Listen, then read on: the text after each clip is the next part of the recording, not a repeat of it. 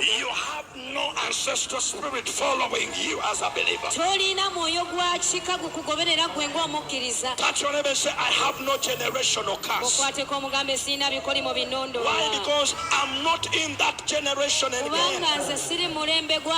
Give me 1 Peter chapter 2 verse 9. Put it up there for me, NLT, please. Put it up, then we come back to the other one because I have to finish it.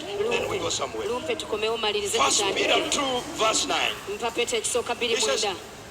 He says, but you are not like that. For you are a chosen people. Are you among the you? He says, you are a chosen people. He says, you are a royal priest. And then he says, a holy nation. And I love this one. God is very possession. Are you among the you? Or if you are among the you, shout, I am among the you. I cannot have ancestral spirits when God is very own possession. I cannot have generational curses when I'm a holy nation. I'm a chosen people. Give it to me in the NLT, please. NKJV. You cannot be a believer and then look like an unbeliever. No, yebazibwe Mukama. Njagala kubala musako mwenna mulinnya na Mukama waffe Yesu Kristo. Omwana wa Katonda abira ddala omulamu. Abalongo bano mulina ekizibu kimu. Mulowooza nti TikTok ye kanisa oba nti omanyi views za TikTok zino zigenda kutuletera obuzibu. Zigenda tuletera obuzibu. Zigenda twogeza ebigambo. Bw'ominsinga generation obanga wagirimu n'otakola ky'olina kukola. Kati nga ku mundi guno obundabunda obuzibu beera bugenda kujjira. Mugenda kutandika okwogera ebigambo bye mutalina kwogera. Generation y'omulongo y'aba Apostle John Bunjo, you know. Naye mugenda tandika okwogera ebigambo ebigenda obbaswaza. Nali namwe last time ku TikTok live. Nembagamba nti omulokole yenna ayina Kristo munda mu ye tasobola kutuulwamu muzimu wadde mandwa. Naye nembagamba nti omulokole asobola okubeera tormented, asobola okubeera afflicted, omulokole yenna asobola okulumbibwa. Kyemuwulikika nga kibamenya nnyo okusomesa okubuulira abantu olw'ensonga nti mulina ekintu ekyabambala. Mwagala okulaga abantu nti buli kimu kiri okay. Now, bwe tuba twogera ku bye tulwanagana nabyo nti tumeggana na mubiri na musaayi, tomentioninga na mizimu gya kika, ebyo gireke. Ku spiritual rankings ako kapinati sina na budde nze buddawo na kulwanagana mizimu gya kika, simanyi ebyokola, simanyi biki. Abo budde sibulina. Amina. Naye twogera ku spiritual rankings, principalities. Obanga Setaani yennyini erimu ku linnya lye oba erimu ku titles ze zalina. He is a prince of darkness. A prince of darkness. Okay? Kristo Mukama waffe naye ayitibwa a prince of peace. Kakati bwakabaka bwa mirundi ebiri. A prince of darkness tasobola kusirika nga waliwo a prince of light agaziya obwakabaka. So waliwo olutalo lw'amaanyi nnyo lw'otanyala kulowooza. Bwe tuba tugenda okubuulira enjiri, we are preaching in darkness so that we can expand the kingdom of God. Abantu bano bwe balokoka, it is the beginning of their journey in battleship. Olw'ensonga nti buli obwakabaka obw'ekizikiza busigala bukyagala okubapuulinga back. So omulabe Setaani akola kyonna ekisoboka okulabika nti n'abantu bano badde emabega. Mukama ebazibwe nnyo. Gwe osomesa abantu n'obagamba nti nno abo abalumbibwa sibakkiriza.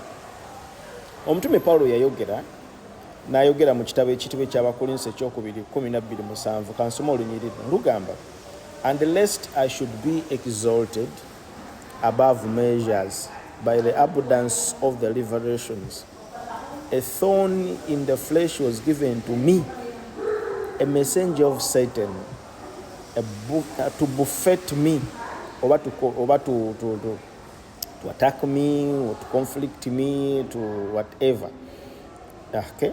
To buffet me, lest I be exalted above measures.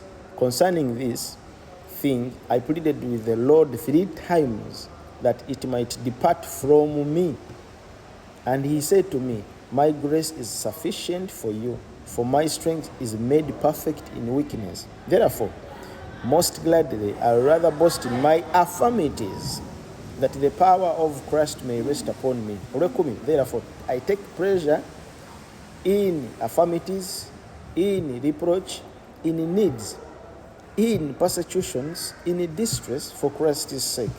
For when I am weak, then I am strong.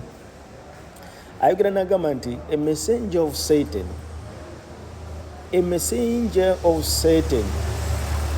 gave him a thorn in me, gave me a thorn in me, to buffet me. Mukama yebazibwe nnyo, to oppress me. Omutume wa Kristo kyava agamba nti nwanye okulwana okulungi, I have fight a good fight, I have kept the faith. Ebitabo byonna bye musoma okuva ku bikola bya bitume paka okweyongerayo, byonna ebisinga, those are the episodes of Apostle Paul. Naye atulaga olutalo lwe yalina, a thorn, eriggwa eryasimbibwa munda mu ye, okuva eri messenger wa Setaani, eryamuleetera infirmities, persecutions n'ebirala, operations. Nababuulira nembagamba, ne bw'oba walokoka okatukyogera kugamba nti ono Pawulo tali mu kika kitukuvu, si kabona. Kakati muleekaana naye ne mwerabira nti no obulamu bwe mulimu mulina abantu be muli mu kubuza ddala abato abatanabakula mu Katonda, abo mugenda kutwala mugenda twala Kiganda. Naye njagala kunnyonnyola butegeeze, ngenda funa obudde, sinabafuna budde bulungi. I'm going to be on this until mbabuulira bassebo. Tosobola kuŋŋamba omuntu yenna bw'abanga yalokoka tebyaggwa lutalo lutulimu, lutalo kubanga tulina obwakabaka obw'ekizikiza obutulondoola.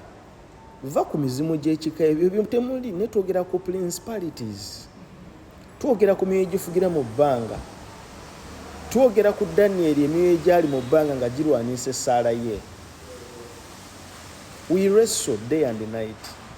Bible esomesa nti temumeggana na mubiri na musaayi, naye n'ab'amasaza abafugira mu bbanga. Principalities, those are levels in the spirit of the darkness. Ranka eziri mu bbanga.